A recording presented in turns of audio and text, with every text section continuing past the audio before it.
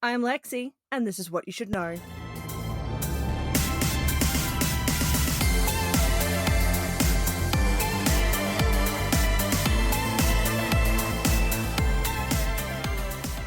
If you tuned in to the bonus episode with the lovely Ness from Let's Talk Shit, you will know what this episode is.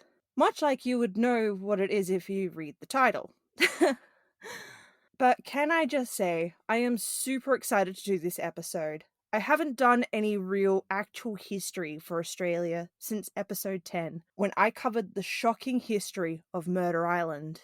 So strap the fuck in, because this is what you should know about Ann Bugg. Ann Bugg was born at the Berrico outstation of the Australian Agricultural Company near Gloucester, New South Wales, on the 7th of May 1834. Her father, James Bugg, who was an English convict sentenced to life transportation to Australia for stealing farm animals, and her mother was an Aboriginal woman called Charlotte. The relationship between James and Charlotte birthed 8 children, including Mary Ann and her brother Joseph, both of whom were baptized by Reverend William Macquarie Cowper on the 24th of February 1839. The very next day, James Bugg headed to Sydney with them, where they were to be educated. He and Charlotte had requested Colonel Henry Dumresk to find a school for them so as to elevate them above the barbarianism of her tribe. Remember, the 1800s meant that Aboriginal people were looked down upon, as gross as that is.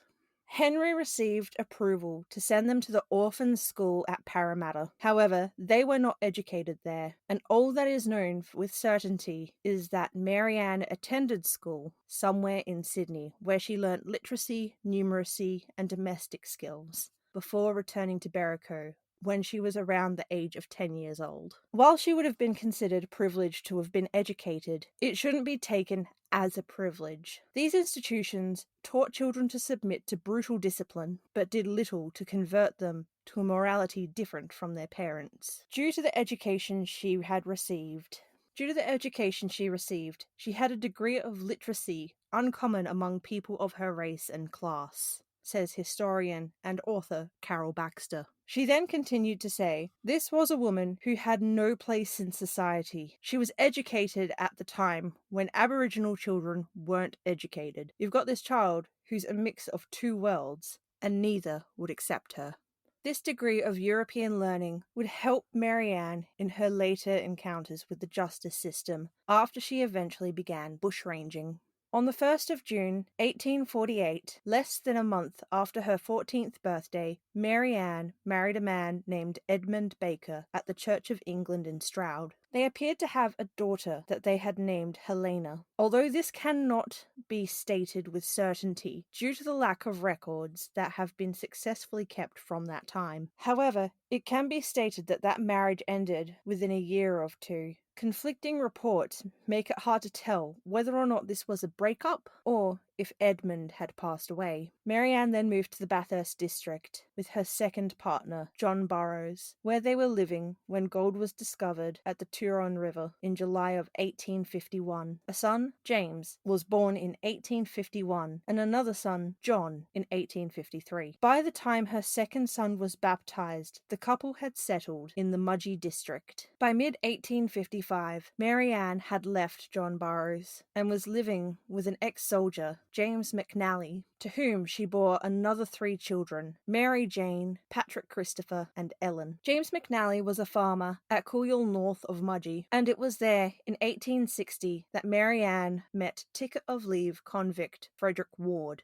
who would later become the bushranger Captain Thunderbolt. Mary Ann fell pregnant soon after meeting Frederick Ward. He took her back to her father's farm at Moncarai near Dungog for the baby's delivery, and they named their daughter Marina Emily. In taking Mary Ann to Moncarai, however, Frederick was in breach of his ticket of leave, which required him to remain in the Mudgee district and attend 3 monthly musters. Musters are old-timey parole meetings. Unfortunately, Frederick was late returning for his next muster. This was compounded by the fact that he was riding into town on a horse claimed by the owner to have been stolen. although the owner admitted during the trial that his horse had simply gone missing and that he had heard that it had been seen near Kuyal, but had not tried to retrieve it. I'm assuming Frederick was going by the laws of finders keepers, losers weepers. Frederick's ticket of leave was revoked, and he was shipped back to Cockatoo Island to serve his remaining 6 years of his previous 10-year sentence, along with 3 additional years for being found in possession of a stolen horse. What happened next has many different tellings, so it's hard to be sure which version is indeed fact. But for the sake of it all, let's go through all the options. When Frederick was taken, Mary Ann was not having it. In 1863, she meticulously planned and executed a daring rescue where she swam the shark-infested waters to the island, gave him a metal file to remove his leg irons, and returned to shore where she waited with provisions, horses, and a lantern. Once he freed himself and swam to shore, returning to her side, where she then guided him back to safety. This was one of the few successful escapes during the island's history as a penal settlement. However, as badass as this story is, it may not be correct. The other claim is that Mary Ann remained in the Dungog district, where she was working to support herself and her 2 youngest children, while others claimed she found domestic work harbourside in Sydney. It was following the escape from Cockatoo Island that Frederick allegedly fled to North Kalgoa, where his brother William was living. By 1864, now known as Captain Thunderbolt, Frederick made it back to Hunter Valley at Dungog, where he was finally able to return for Mary Ann and their children. In February of that year, they travelled through the mountains west of Gloucester during what became known as the Great Flood of 1864, eventually ending up at the Kalgoa River, where Frederick's brother William was working. They lived quietly for the remainder of the year. However, in early 1865, Frederick joined forces with 3 other miscreants and began to rob hawkers and stations in the northwestern plains near Collarenabri. They had a wide network of support, including Mary Ann's father and extended family. James Bugg continued to supply fresh horses and important information via the Bush Telegraph. In 1865,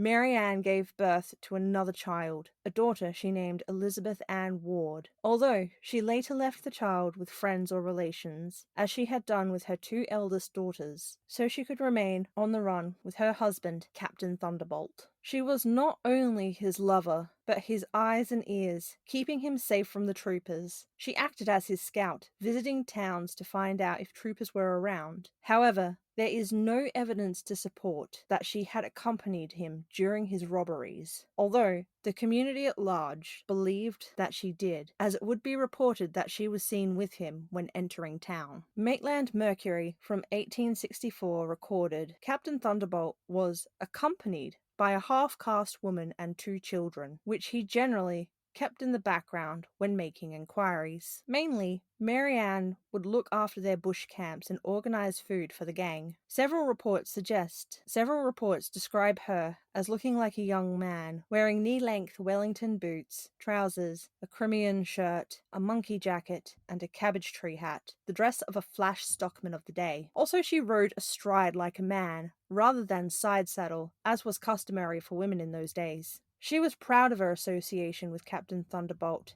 and on several occasions referred to herself as the Captain's Lady. In March of the same year, their camp was visited by Sergeant Cleary. Mary Ann, upon recognizing the officer, was reported as having taunted him due to the fact that Thunderbolt and his gang were gone. On this occasion, Mary Ann was arrested for having stolen property in her possession. She put up a heck of a fight. Although it was noted that Mary Ann could speak good English, she would shout obscenities at the troopers and physically resisted arrest. When reporting on the incident, the rural correspondent portrayed Mary Ann as both savage and civilized. For the time, she would have turned the stereotypes of her heritage as an Aboriginal on their head. The Maitland Mercury reported in April of 1865, she sprang like a tigress upon one of the police, ribboning his uniform and taunting him with cowardice for seeking her apprehension instead of Thunderbolt's. Finally, challenging them to a single combat and resisting her apprehension with such desperation that forcible means had to be adopted to secure her.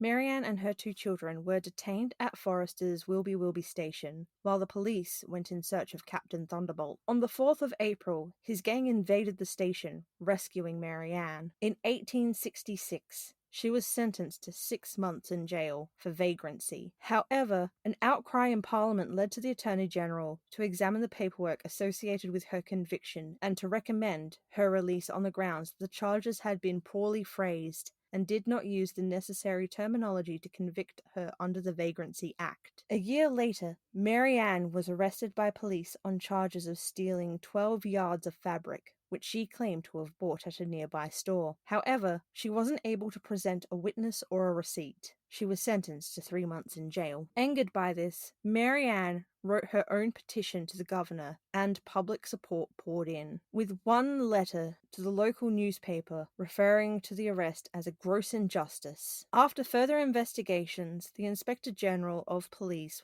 found Marianne had been wrongfully convicted and recommended her immediate release. Now, most Thunderbolt books claim that Marianne died at the Goulburn River in November of 1867. However, it was proven that the woman who passed away was named Louisa Mason, known by her alias Yellow Long, the wife of Robert Michael Mason. It was only weeks after Louisa's passing that Marianne fell pregnant again, and their son Frederick Wordsworth Ward Jr. was born in August of 1868. By that time, Frederick and Marianne had separated, and she was working at Griffin's Inn at Carroll. In the aftermath of the breakup, Marianne settled in again with John Burroughs and had another 4 children who survived infancy. The last of Marianne's 15 known children were born in the 1870s. John Burroughs unfortunately died prior to 1900, and Marianne found work as a nurse to support herself. She died on the 22nd of April, 1905,